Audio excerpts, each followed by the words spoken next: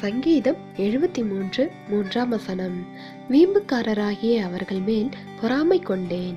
கிறிஸ்துவுக்குள் அன்பானவர்களே, பொறாமை நிமித்தம் அநேகர் தங்களுடைய வாழ்க்கையில் சறுக்கி பாதாளத்தை நோக்கி சென்றடைந்திருக்கிறார்கள். இஸ்ரவேலின் கோத்திர பிதாக்கள் யோசேப்பின் மீது கொண்ட பொறாமையினால் யோசேப்பை விற்று போட்டார்கள்.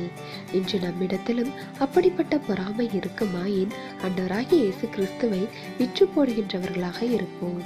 எனவே கிறிஸ்து இயேசு நமக்கு வைத்துள்ள முன்மாதிரியை பார்க்க வேண்டும். அதனால்தான் ஆண்டவராகிய இயேசு கிறிஸ்து, என்னை விசுவாசிக்கிறவன் நான் செய்கிற கிரியைகளையும் செய்வான் என்று கூறுகிறார்.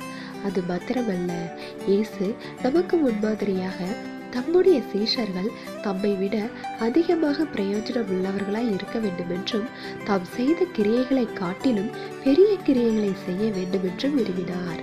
இப்படி சர்வ வல்லமையுள்ள தேவனே மண்ணான மனுஷனை உயர்த்த விரும்பும் போது நாம் எப்படிப்பட்ட சிந்தையுள்ளவர்களாய் இருக்க வேண்டும் என்று சிந்திக்க வேண்டும்.